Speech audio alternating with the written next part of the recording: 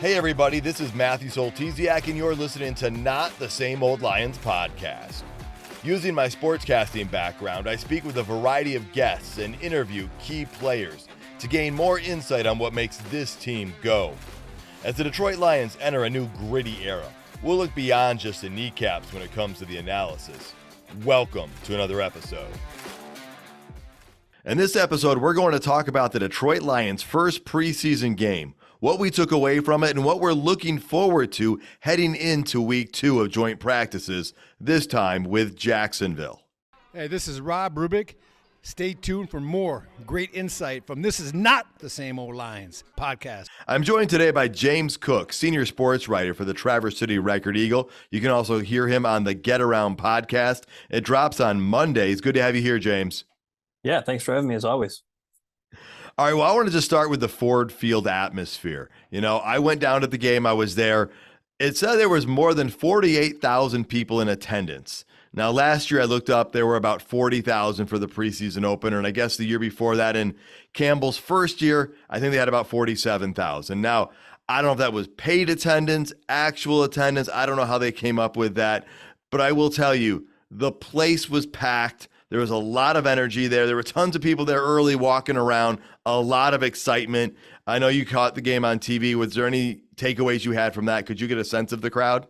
Yeah, the crowd seemed to be pretty into it on TV from what I could see. I watched a replay of it later after getting home from vacation on Saturday night.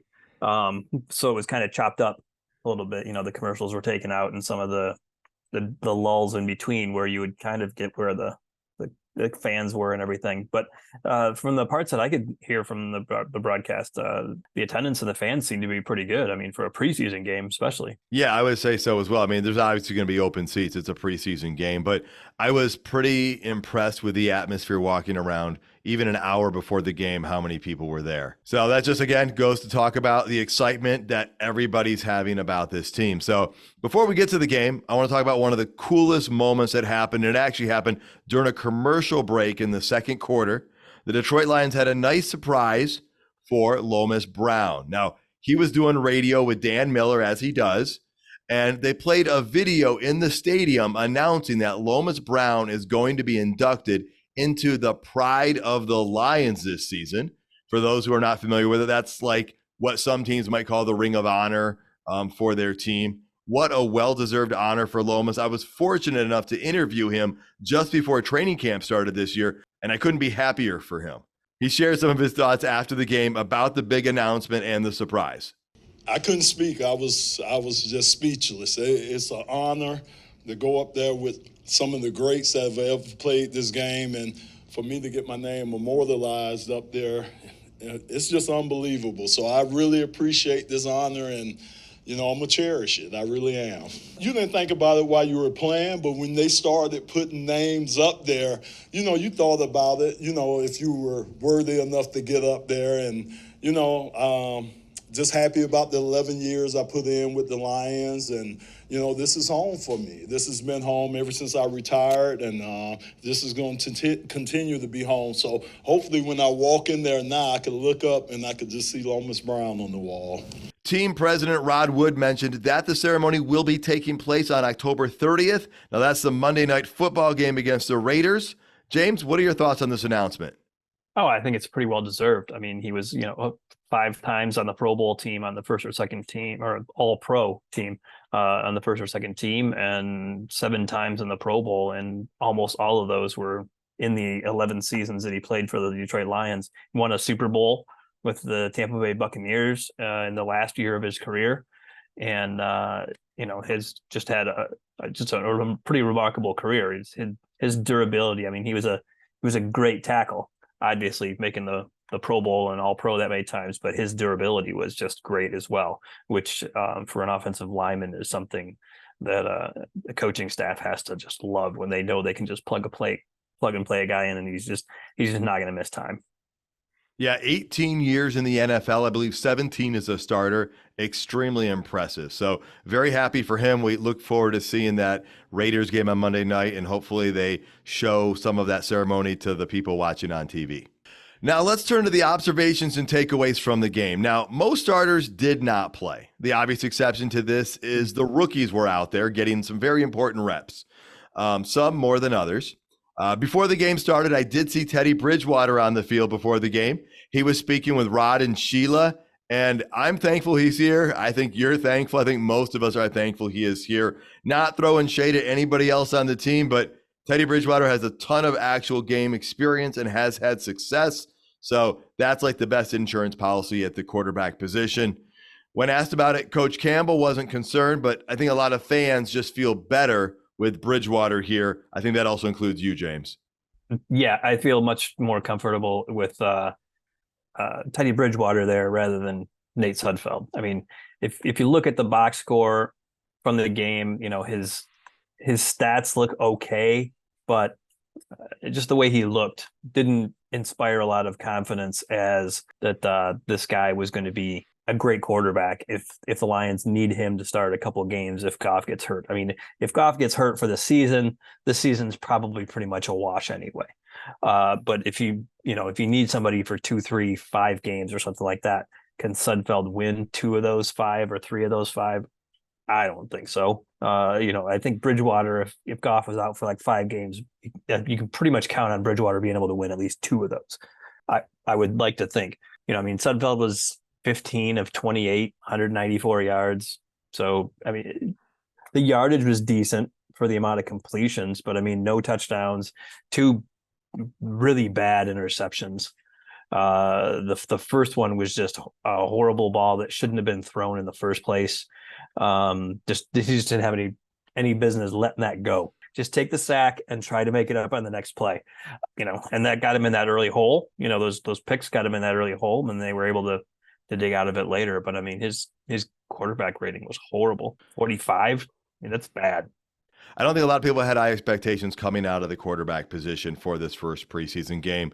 But the wide receiver position, now that's one that I think a lot of people were watching.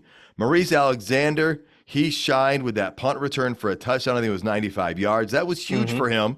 The last wide receiver position or two is going to be a really close battle. Chase Cota jumped out, 4 catches for 60 yards. Had not heard a whole lot of him throughout camp coming in, so that was big. Dylan Drummond's the guy, the other undrafted free agent we've been hearing a lot about. He had a couple of catches. He almost hauled in a nice one in the end zone. That would have been big. So those were a couple of the guys there, the undrafted free agents. Those were a couple of thoughts right there. What are your thoughts on Alexander, Cota, and Drummond? Cota looked really nice. Just kind of reminded me a lot of, like, say, a Tom Kennedy, performance that you see in the preseason, where I think it's going to earn him a job in the practice squad. I don't see him beating out Marvin Jones or Dylan Drummond even. I think they like Drummond better. And judging on playing time and targets, it stands to reason that Drummond's ahead of him on the depth chart there. And then Antoine Green did have 3 catches for 36 yards, caught all 3 of his targets. I think he only played like the first couple of drives, which tells me that he's pretty safely on the roster. So, and then they started going with the other guys, Cota and Drummond a little bit more, and Alexander. That's encouraging to hear, because I obviously overlooked Antoine Green there early on, and knowing that he's a 7th round pick and we drafted the guy, you're hoping that you're going to get a return on that. So that would be encouraging to see him make the roster and continue to grow. Yeah, and he looked solid on a couple of those nice catches. Had one fairly early on in the game over the middle that was a nice catch. Just watching the highlights that I was watching sort of just reminded me a bit of a young Marvin Jones, which might be the guy he beats out for a roster spot this year. So, and then in the passing game, Sam Laporta looked good. He had 1 bad drop, but he other than that, he looked good. Did really well as a blocker. Probably a lot of people don't pay a whole lot of attention to that, but he did do a really good job as a blocker, and had one play where Sudfeld was scrambling and he actually blocked his guy, let him go, and then instead of going to the second level and trying to engage somebody else, came back and sealed the corner again, which allowed Sudfeld to get out to the right side. And then I think that was when he hit Antoine Green over the middle. Nice. So I mean, that was a pretty heady veteran type of play.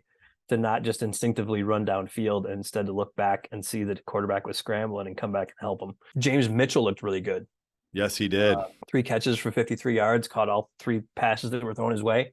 He looked great. Brock Wright looked just like he was last season. The tight end room looks great. Well, let's turn our attention just briefly to that other guy that everybody wants to talk about, and that's Jameson Williams. He played 3 quarters. Coach Campbell said that was the plan all along, actually, was to play him as long as Sudfeld was in the game. You know, Sudfeld's best pass of the day was dropped by Jamo, but he did have a nice catch later on a 2-point conversion play. A lot of people are reacting to his performance. How are you feeling, James? I think it's what you're going to sometimes see out of him in the NFL, in that he's going to be a guy that's going to be a boom or bust receiver. He's not going to be a guy that's going to get you 4 or 5 catches for 80 or 90 yards every game, because he's such a deep threat. And a lot of that is going to be predicated on play calling and what things Ben Johnson can set up for him. And then every once in a while, as we saw in this game, he's going to drop one of those prime opportunities. But he has that ability, that just that game-changing speed to get behind a defense that they can't not play him. You know, I don't know if I've seen a more overanalyzed player in the last 2 to 5 to 7 years for the Detroit Lions than Jameson Williams. And I understand some of the reasons behind it.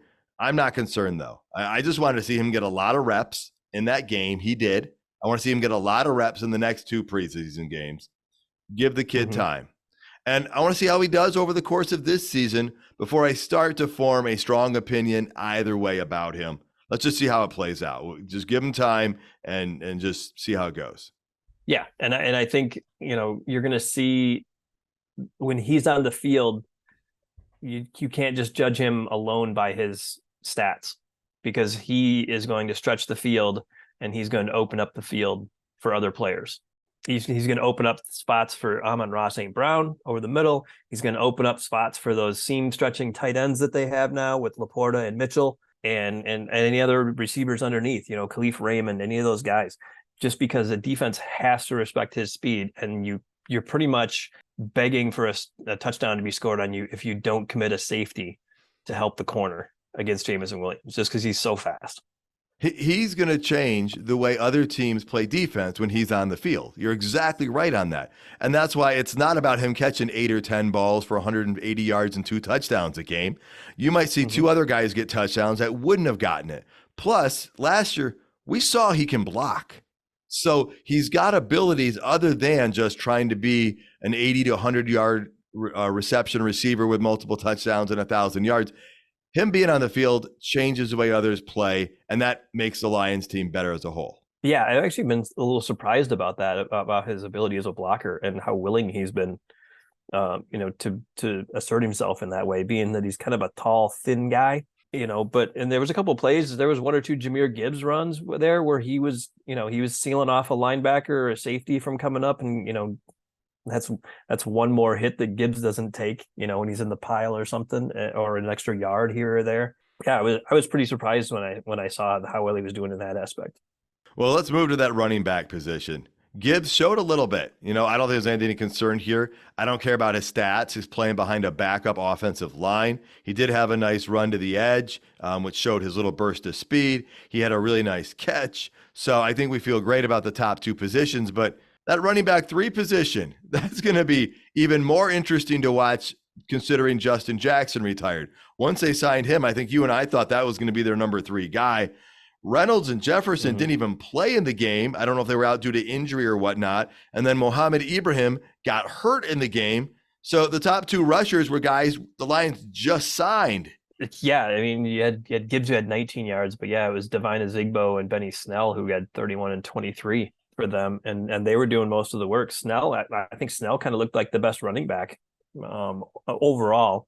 I think, you saw that Gibbs obviously has more explosiveness and is more dynamic, but Snell was pretty productive with the carries that he got. Zigbo only averaged 2.8 yards a carry, but if Ibrahim if his injury is going to keep him from making an opening day roster, then Zigbo could take that role as the 3rd or 4th running back and your short yardage guy. I mean, Zigbo is a bigger running back. I think he's like 225. or something like that. So I mean, he is a bigger running back that can take over that short yardage role that Jamal Williams had last year, and it looked like Mo Ingram was going to take over this year. All right. Well, I want to get into that a little bit later in the show when we talk about what we're looking at for the upcoming joint practices. We'll come back to the running backs there. But let's turn to the defensive side of the ball from the game. And I'm just going to say right now, Brian Branch might be the steal of the NFL draft. I mean, getting lots of talk, has been. I mean, lots of publicity by the beat reporters in camp. Everybody saw that great tackle on Cole Beasley in the game. I've been hearing how he's been showing so much. It's hard to keep him off the field. What a boost this gives our defense. Yeah, that hit that he had early in the game in the first quarter where he came up in run support and got that where the quarterback pitched out to the running back and he just obliterated him. That was just an impressive play. Just the violence of that tackle, but it was also a perfect tackle and took him right down right there. The guy didn't go another inch, and that really fired up that defense at the time. Yeah, and those first couple drives, they held them to field goals when they had decent field position, and it could have been a big difference maker. Yeah, they were lucky to only be down 6-0. I mean, after the two short fields. So the defense actually played pretty well. Overall, I think on the day, the defense played well. The linebacker play, I'm just going to say, was fine for me. And which, considering the position we were in a year ago, that is saying a ton. The Lions have actual depth here now. I mean, Alex Anzalone didn't even play in this game. You know, we have him. We have Jack Campbell, who we drafted. Derek Barnes might be the starting linebacker to open the season. That puts Malcolm Rodriguez at number 4. You have Jalen Reeves-Maybin at like number 5. We have actual depth here and some quality. And then Anthony Pittman behind them, who is a guy who I wouldn't be shocked if he makes the roster because he can be a core special teams player as well. But yeah, Jack Campbell had an excellent game. I don't know. He reminded me of a faster Chris Spielman. Wow. The way he was just diagnosing plays and just had a nose for the ball and was always where the ball was. That's what you want with a inside linebacker. And he wasn't making tackles 5 yards downfield. He was making tackles near the line of scrimmage. So, I mean, for a first game for a rookie middle linebacker, I was very happy with the way he played. And then the depth guys, like you said, Malcolm Rodriguez, they actually put him out in coverage once or twice, and he did not look bad. He made a nice play in coverage, and so, I mean, that's one of the things you use the preseason for is you put players in positions to do things that they're not good at and give them some adversity and see how they handle it. And he made a pretty nice play there in some space in coverage. Well, and Derek Barnes has grown so much from last year to this year as a player that I think there's a chance he could start to open the season. Now, if Jack Campbell's out there starting, no one's going to be shocked. But I also want to caution people, if Jack Campbell's not starting, it doesn't mean there's a big problem here. It means you have a good problem here. Yeah. And the other thing with Barnes, too, is I like the flexibility that he brings because he can play middle linebacker, but in college, he was pretty much a pure pass rusher. And I think he can still do that at the NFL level. So he could be a guy that you can move around and play all over at linebacker in different situations and scenarios. And so he's not just a one-dimensional guy there. So that's nice to have that too. And, you've got your, Jalen Reeves-Maybin and Anzalone are, both very good coverage linebackers, and Malcolm Rodriguez is an excellent run stopper. We may have the most flexible defense I have seen in modern times. I have not seen so many guys who can go from nickel to safety to inside to outside to linebacker. I'm not saying one guy can do all 5 of those, but you can have like 2 guys playing possibly 4 or 5 different positions. Yeah. You got Branch and CJ Gardner-Johnson, both play safety and in the slot at corner. You've got Melifanu, who can play safety and corner. Will Harris can play safety and corner. Yeah. So just in the secondary, they just have so many guys that can move around. The linebackers, they have, a bunch of different pieces, and you've got Barnes that can play all over. Anzalone can play in the middle. You can play outside. I think you could even get away with Reeves-Maybin, I think, for bits and pieces of the game at middle linebacker if you needed to. And then the defensive line, we haven't even started talking about the defensive line, and that was the story of this game.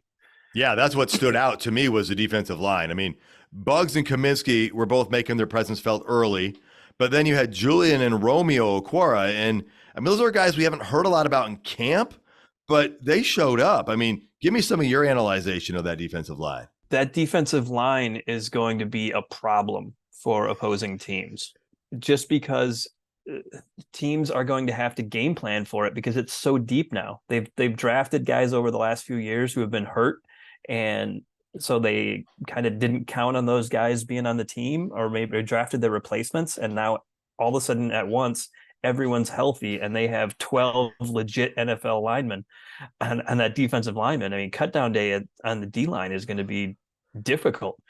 Very difficult. Anzuurike looked good. I mean, he was getting, disrupting there in the passing lanes at defensive tackle like he was supposed to when he was drafted in the second round a couple years ago. Kaminsky was great. He picked up just where he left off last year. Julian Okwara, I don't know where that came from, but I'm glad to see that. I mean, he looks a lot bigger than what they list him as on the roster now. I mean, they list him at like 235, and I'd say he's at least 250. I think he's kind of turned himself into more of a pure defensive end, whereas coming out of college, he was drafted as an outside linebacker type. Well, I think a lot of people are going to be shocked about this defensive line because they're like, number 6 pick, we got to take Jalen Carter, and we don't. But you've said it. We've had all these individuals who have been hurt over the last 2 to 3 years. So we've drafted people, and those guys have come back healthy, or the people we drafted were hurt, and they're healthy. I have a feeling we could cut somebody, and that person could make another team this year. Oh, yeah, I think so. I think Benito Jones is probably maybe on the outside looking in right now. I mean, if they keep both Okwaras, they just have so much depth at this point that he could be on the outside looking in, and I could totally see a team picking him up to be a rotational defensive tackle. And they've just got so much depth there all along the defensive line that it's almost an embarrassment of riches. I mean, opposing offensive coordinators are going to have to play a fast pace to keep the Lions from being able to substitute and just completely grinding down offensive lines throughout a game.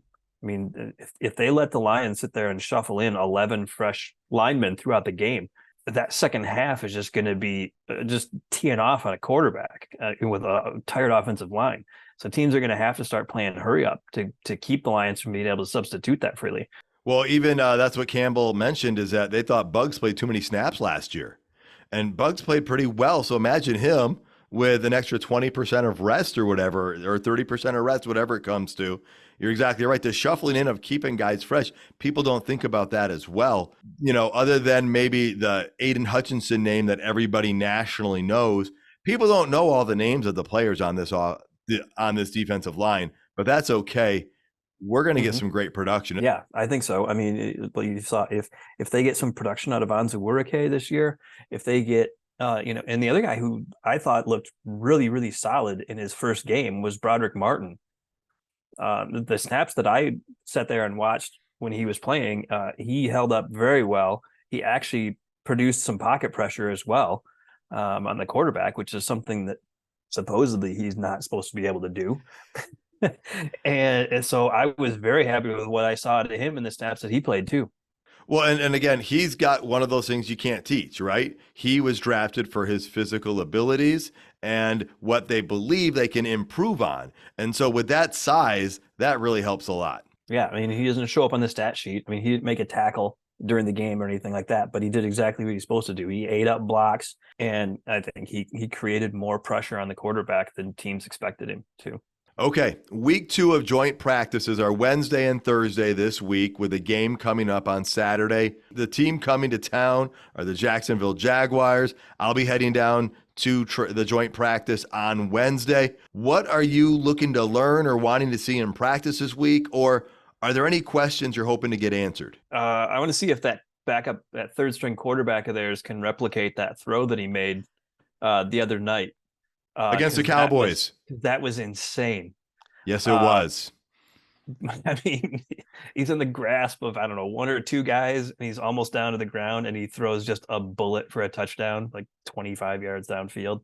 I think he played in the CFL before this. He was a CFL or a USFL one of the minor leagues this year. But I mean, that was maybe the highlight of the preseason so far. Other than that, I think it's like you said, the running back, who's the third running back, and getting Teddy Bridgewater acclimated into the game, into the Lions offense, and seeing if in 2 games time he can pass Nate Sudfeld, which I think he can. All right, well, let's start with the running back thing. We mentioned the running back 3 position battle seems to be pretty wide open right now, waiting to see somebody emerge. Do you think the Lions running back 3 is currently on the roster? Do you think one of the guys is there? Do you think it's going to be somebody else they still bring in? I mean, Jamar Jefferson and Craig Reynolds are 2 guys that they have been enthusiastic and optimistic about, but injuries have sidelined those guys. So maybe one of those guys gets healthy and that gets them to that spot. Or do you think the Lions consider somebody else that's not even on the team yet? I think they can totally look at somebody that's not on the team yet. You still got plenty of running backs that are still on the market that are plenty of experienced running backs.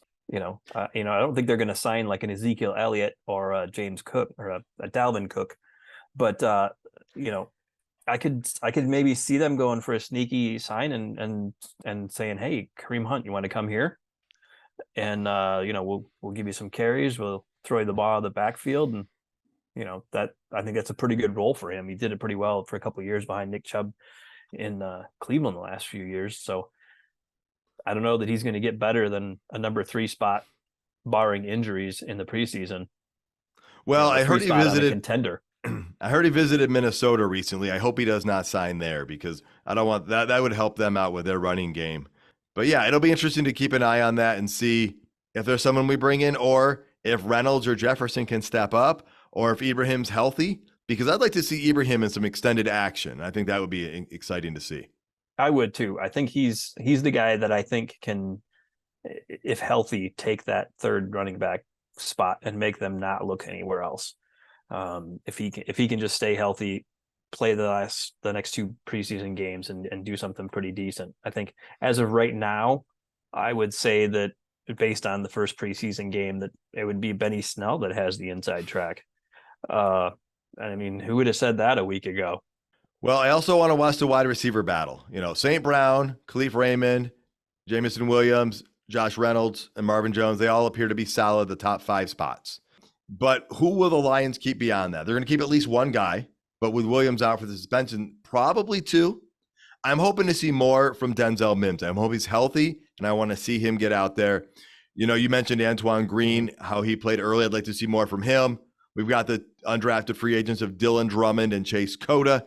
I think, kind of like what you said, having Teddy out there throwing the ball is also going to help. Not just him throwing the ball, but Coach Campbell talked about how much he helped wide receivers prepare. So I am really excited to see this week's joint practice, and I'm hoping we see a good chunk of Teddy Bridgewater in that preseason game. And so I'm looking forward to that and seeing what he can bring those receivers. Yeah, and I'm not even 100% sure that Marvin Jones makes the opening week roster. I think they know what they have exactly in him. I think, and they're going to let these young guys play and say, well, do they have more or not at this point, and go from there. And I think Antoine Green, has that potential. I think, and just he's younger and more explosive at this point in his career than Marvin Jones is. I know Jones doesn't get the separation he used to, but man, he still has great hands. He catches well. So if they keep somebody over Jones, they better be a good catcher. He still does have great hands, and he's a good contested catch guy. But Jared Goff is not a contested catch quarterback. Good point. Good point. He doesn't like to throw to guys who aren't open. So the other thing I want to see in general is the defense, more the D line. And I want to see, can they have repeat success? Can they do more this week, just like they did last week? And those are kind of the things I'm looking for in camp. Yeah, I think if they don't put themselves behind like they did with a couple of bad interceptions, like from Sudfeld, and just kind of let the defense do its thing for the whole game. I mean, you might see the starters play a series, maybe. I don't know. I think you're going to see that a lot more in the NFL coming up. Is teams barely playing their starters at all in the regular season. You're just going to see teams they play the starters in the joint practices when it's a little more controlled and there's not as much chance of injury. and then the starters don't play in the preseason. The preseason is just a glorified JV game, and it's a time for rookies to try to show that they belong. Yeah, get the reps for the rookies who haven't had live action reps against people above the college level. But exactly, the joint practices have really changed the preseason. So that will be another benefit to going to the joint practices this week and seeing some of those live reps in practice with the starters. James, thank you so much for joining the show today. Yeah, no problem. Thanks for having me on, man. Remember, you can catch James on the Get Around podcast. It drops on Mondays, and check out his work at record-eagle.com. Again, heading to Lions training camp this week, joint practice on Wednesday and Thursday. We'll have a report on that, as well as what to expect for the Jacksonville game on Saturday. Thank you so much for tuning in, folks. Please subscribe to Not the Same Old Lions podcast to get alerts about new episodes. Tell your friends about the show. You can follow me on Twitter at MatzelTziak. The show is also available on YouTube and at NotTheSameOldLions.com. Until next time, stay gritty, my friends.